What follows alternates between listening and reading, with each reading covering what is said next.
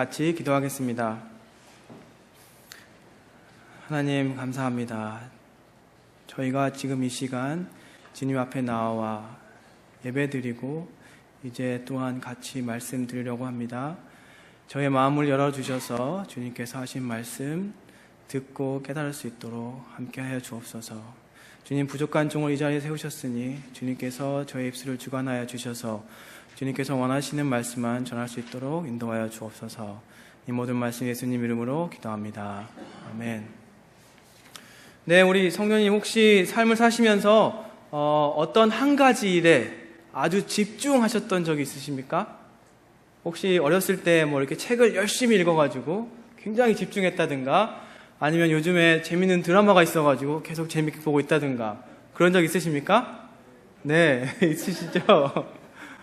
네, 예전에 이렇게 아이들이 책을 열심히 읽고 있다가 부모님들이 부르면 잘 못 들은 경우가 많이 있었죠.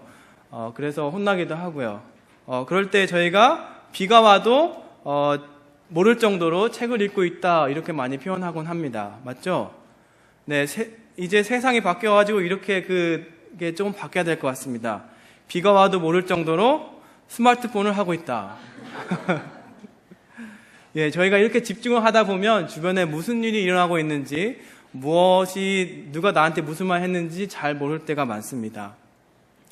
이때뿐만이 아닙니다. 우리가 해야 할 일이 너무 많을 때, 한 가지, 두 가지, 세 가지, 아니 10가지를 막 해야 될 때, 사업에서 해야 할 일이 너무 많을 때, 직장에서 해야 될 일이 너무 많을 때, 저희가 그때 또한 마찬가지로 내 주변에서 무슨 일이 일어나고 있는지 잘 눈치채지 못할 때가 많습니다. 그래서 우리 가정에서 아내나 남편이나 아이들이 뭔가 필요로 하는데 그걸 잘 못 알아듣고 머릿속에 생각하고 있는 그 일만 생각할 경우가 많습니다. 때로는 우리가 삶을 살다 보니까 어려운 일을 겪거나 사랑하는 사람을 여의거나 하는 일을 통하여서 우리가 슬픔에 잠길 때, 혹은 절망에 잠길 때도 마찬가지입니다. 그때 또한 우리 주변에서 무슨 일이 일어나는지 전혀 눈치를 채지 못하고, 심지어 듣긴 하는 것 같은데 그게 무슨 말인지 모를 때가 있습니다. 오늘 본문을 보니까 우리 두 제자가 엠마오로 가고 있는데 그들이 아마 그랬던 것 같습니다. 엠마오로 걸어가고 있는데 예수님께서 같이 그 옆에서 걸어가고 계십니다. 그런데 그들이 전혀 그 옆에 있는 분이 예수님임을 알지 못하는 상황이 되고 있습니다. 왜냐하면 그들의 눈이 가리워졌기 때문입니다. 또한 그들의 마음이 슬픔으로 가득 찼기 때문입니다. 잠시 오늘 본문 전 말씀을 누가복음 24장 1절 10절을 요약을 하면, 거기에는 이제 부활 때 예수님께서 부활하셨는데 그 여자들이 무덤에 갔을 때 아무도 없음을 보고 깜짝 놀라고, 그리고 나서 돌아와서 제자들에게 다시 나누는 걸 얘기하고, 그러자 베드로가 다시 가가지고 그 무덤에 아무도 없는 것을 확인하고, 그런 장면들이 1절에서 10절에 나와 있습니다. 그리고 오늘 엠마오로 가고 있는 이 두 제자는 이 얘기를 다 알고 있습니다. 여기 두 제자의 슬픔은 무슨 슬픔이었을까요? 그들이 갖고 있는 이 절망은 무슨 절망이었을까요? 아마도 믿음 적응과 그리고 깊은 고뇌와 실망과 아마 이런 슬픔이 아니었을까요? 그 힌트는 아마 우리가 25절 말씀에서 찾을 수 있습니다. 예수님께서 그들에게 말씀하시기를, 미련하고 선지자들의 말한 모든 것을 마음에 더디 믿는 자들이여 라고 말씀하신 것을 봤을 때 그들이 아마 선지자들의 예언을 이해하지 못했던 것 같습니다. 그리고 부활하신 주님에 대한 확신이 없었던 것 같습니다. 그래서 그들이 믿고 있었던 선지자라는 예수님이 죽고 부활하심이 그들 마음에 다가오지 않았던 것 같습니다. 그래서 그들이 슬픔에 잠겨, 절망에 잠겨 엠마오라는 곳으로 가고 있었습니다. 엠마오가 과연 어딜까요? 마가복음 16장 20절에서는 시골이라고 표현하기도 합니다. 엠마오가 지역적으로 정확히 어느 도시인가에 대해서 학자들의 의견이 분분하게 많이 있습니다. 정확하게 저희가 얘기할 수 있는 것은 성서에 나와 있듯이 예루살렘과 연결된 곳이며, 그리고 시골로 가는 방향에 있다라는 것은 저희가 정확히 알 수 있습니다. 또 어떤 학자들은 이에 대해서 아마 엠마오가 서쪽에 있어서 석양을 향해 걸어가고 있을까, 그러니까 해가 지고 있는 방향으로 걸어가고 있다고 해석하기도 합니다. 그런데 여기서 중요한 것은 우리가 마태복음 28장 7절을 통해서 알 수 있듯이 천사가 제자들에게 가서 뭐라고 했냐면 갈릴리로 가라 그랬죠. 갈릴리로 가라. 그러니까 제자들에게 갈릴리로 가라 말씀하신 것과 그것과는 다른 길을 이 제자들은 가고 있었습니다. 그런데 그 갈릴리가 아닌 엠마오로 가고 있는 제자들에게 예수님께서 나타나신 것입니다. 16절 말씀을 잠깐 보겠습니다. 16절 말씀에 그들의 눈이 가리어져 그인 줄 알아보지 못하거늘 이렇게 되어 있습니다. 여기서 보면은 제자들의 눈이 가리어져 라고 되어 있는데 이게 헬라어로 크라테우라는 단어에서 나온 건데 뜻으로 영어로는 to hold in check, restrain 이렇게 되어 있고 한국말로 번역하면 억누르다, 저지하다 이렇게 번역할 수 있습니다. 그러니까 영어 번역에서 NIV에서 their eyes were kept from recognizing him 이렇게 돼서 번역을 한국말로 하면 그들의 눈이 예수님을 인식할 수 있는 것으로부터 멀어져 있다, 억눌려 있다, 저지되어 있다 이렇게 해석할 수 있습니다.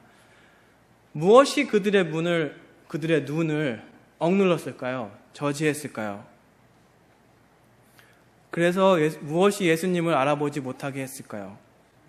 아마도 그들의 마음 가운데 있는 슬픔과 절망이 아닐까 생각합니다. 이야기를 쭉 따라가 보면 예수님께서 그런 그들에게 물어보십니다.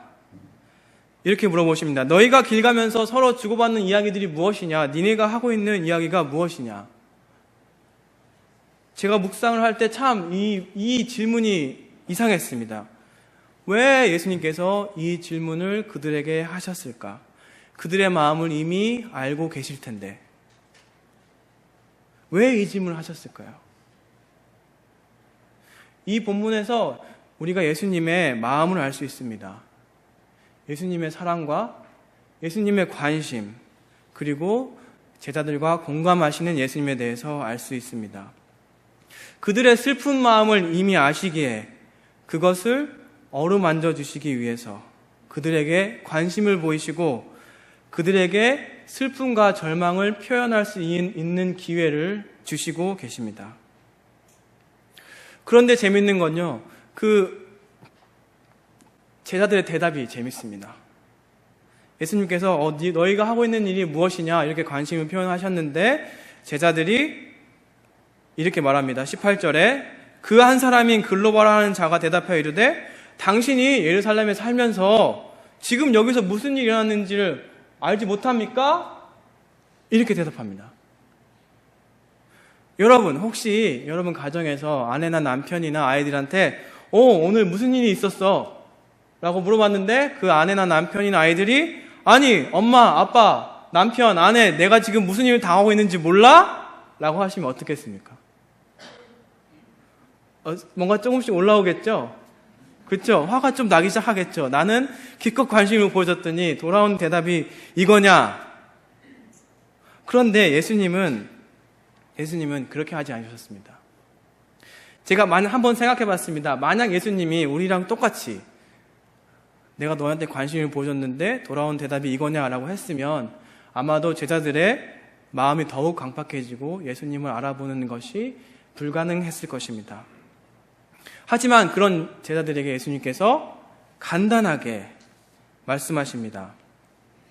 그게 무엇이냐? 얘기를 해봐라. 그때부터 제자들이 길게 얘기합니다. 자기들이 알고 있었던 예수님, 자기들이 경험했던 예수님, 선지자로서의 예수님, 왕이 되시려고 했던 예수님, 하지만 십자가에 달려 돌아가신 예수님. 그런데 그 십자가 이후에 부활 사건에 대해서 듣긴 들었는데 그게 마음에 와닿지 않고 여전히 슬픔에 잠겨 있는 것. 그들의 고민과 절망과 슬픔과 그리고 믿음 적음에 대해서 예수님께 솔직히 이야기하고 있습니다. 그런 그들의 나눔에 예수님께서 그들의 고민과 슬픔을 들으시고 나서 그들의 무지함을 꾸짖으십니다. 믿음 없음을 꾸짖으십니다. 하지만 예수님은 그걸로 끝나신 것이 아니었습니다. 25절과 26절, 27절 같이 보겠습니다. 이르시되 미련하고 선지자들이 말한 모든 것을 마음에 더디 믿는 자들이여. 그리스도가 이런 고난을 받고 자기의 영광에 들어가야 할 것이 아니냐 하시고, 그 다음 말씀에 27절에 이에 모세와 및 모든 선지자의 글로 시작하여 모든 성경에 쓴 바 자기에 관한 것을 자세히 설명하시니라. 아직 깨닫지 못한 제자들에게 예수님께서 꾸짖으심과 동시에 차근차근히 하나하나 성경 말씀에 대해서, 예수님 자신에 대해서 설명하고 있습니다. 오늘 저희가 다 본문을 읽어보니까 이때 제자들이 어땠을까라는 것이 힌트가 나와 있습니다. 32절 말씀을 보면은 거기에 어떻게 나와 있냐면, 저희가 서로 말하되 길에서 우리에게 말씀하시고 우리에게 성경을 풀어주실 때에 우리 속에 마음이 뜨겁지 아니하더냐. 그러니까 그 당시에 제자들이 예수님을, 자기 눈앞에 있는 사람이 예수님인 걸 알지 못했음에도 불구하고 그 예수님께서 성경에 대해서, 자기 자신에 대해서 얘기하셨을 때 그들의 마음이 뜨거워졌다는 것입니다. 그리고 그들이 예수님에 대해서 알고 난 이후에도 그것을 계속 느끼고 눈이 밝아져 예수님을 나중에 다시 전하려고 나가게 됩니다. 그렇습니다, 여러분. 예수님을 만나면 우리의 마음이 뜨거워집니다.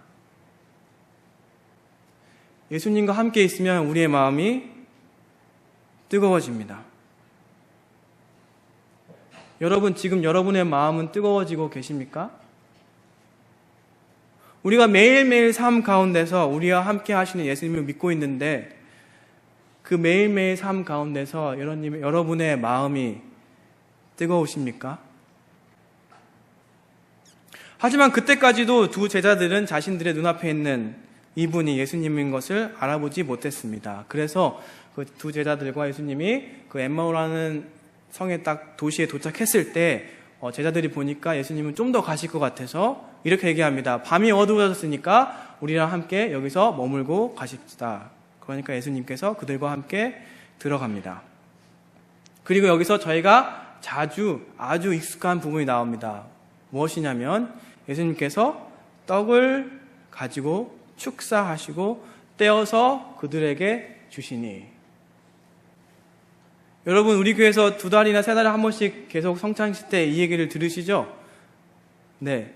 제자들이 그것을 딱 들었을 때, 그들의 눈이 밝아지고 예수님인 줄 알게 됩니다. 그들이 변했습니다. 뜨거워졌던 마음으로 예수님의 축사와 기도로 인해서 그들의 눈이 열리고 그들을 억눌렀던 것들이 사라지고 그 앞에 있는 분이 바로 예수님이라는 것을 깨닫게 됩니다. 그때에 예수님이 눈앞에 계시지 않았습니다. 그러자 두 제자들의 행동이 바뀝니다. 그들이 예루살렘에서 엠마오라는 지역을 통해서 시골로 가고 있는데 이제 다시 예루살렘으로 돌아갑니다. 그래서 그들이 경험했던 예수님에 대해서 다른 제자들에게 나누기 시작합니다. 오늘 본문을 통해서 알 수 있는 것은 두 제자들에게 나타나신 예수님은 그 제자들을 사랑하셨고 관심을 보이셨습니다. 그들이 믿음이 적었더라도, 그들 마음에 슬픔이, 절망이 가득했지만, 그래서 심지어 자기 자신 본인을 알아보지 못했지만 예수님께서는 그들에게 관심을 보이셨습니다. 그리고 그들의 마음을 들어주셨습니다. 그들과 공감하셨습니다. 그들을 사랑하셨습니다. 그 믿음 적음까지도 다 들어주신 예수님께서 그들에게 또 가르치십니다. 성서를 통하여서 가르치십니다. 그리고 하나하나 설명하여 주셨습니다. 우리 삶 가운데서 역사하시는 예수님도 똑같이 우리를 사랑하십니다. 우리에게 관심을 보여주십니다. 우리와 공감하시고 우리의 마음을 들어주십니다. 우리의 슬픔과 절망과 그리고 믿음 적음을 다 들어주십니다. 다 들어주십니다. 그리고 성령 하나님을 통하여서 우리에게 차근차근 설명하여 주시고 가르쳐 주십니다. 이런 예수님은 지금도 우리와 함께 계십니다. 언제나 우리와 함께 계십니다. 마태복음 18장 20절 말씀에 두세 사람이 내 이름으로 모인 곳에는 나도 그들 중에 있느니라 라고 말씀하셨습니다. 그 말은 바로 이 자리에도 우리 중에 계신다는 뜻입니다. 성령 하나님께서 이 자리에서 우리와 함께하고 계십니다. 그리고 그 성령 하나님께서 우리의 절망과 슬픔과 아픔과 믿음 적음을 들어주십니다. 그래서 우리가 눈이 띄어서 마음 문을 열어서 나의 삶을 주님과 나누고 나의 슬픔을, 나의 절망을, 나의 믿음 없음을 주님께 고백했으면 좋겠습니다.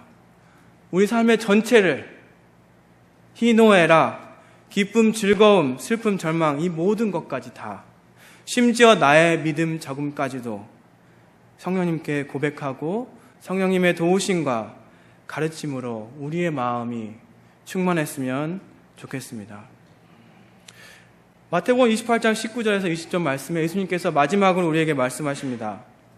너희는 가서 모든 족속으로 제자를 삼아 아버지와 아들과 성령의 이름으로 세례를 주고 내가 분부한 모든 것을 가르쳐 지키게 하라. 볼지어다 내가 세상 끝날까지 너희와 함께 항상 있으리라. 예수님의 말씀은 예수님께서 하셨던 것처럼 우리가 나아가서 해야 한다는 것입니다. 지금도 우리와 함께 하시는 예수님, 지금도 우리의 마음을 들으시는 예수님, 우리에게 사랑을 주시는 예수님, 우리에게 관심을 보여주시고 우리의 말을 들어주신 예수님처럼 우리도 나가기 전에 우리 옆에 있는 형제 자매들과 예수 그리스도의 형제 자매들과 함께 예수님의 사랑을 나누고 그들에게 관심을 보이고 그들에게 이야기를 들어주는 것을 원하고 계십니다. 그러면 어떻게 하면 될까요? 여기까지는 아마 다 아실 줄 압니다. 어떻게 하면 될까요? 예수님께서 보여주신 예를 그대로 따라하면 됩니다. 예수님께서 관심을 보여주시고 공감하셨던 것처럼 말이죠. 공감해야 된다. 요즘에 그런 말을 많이 들으셨죠? 공감해야 된다.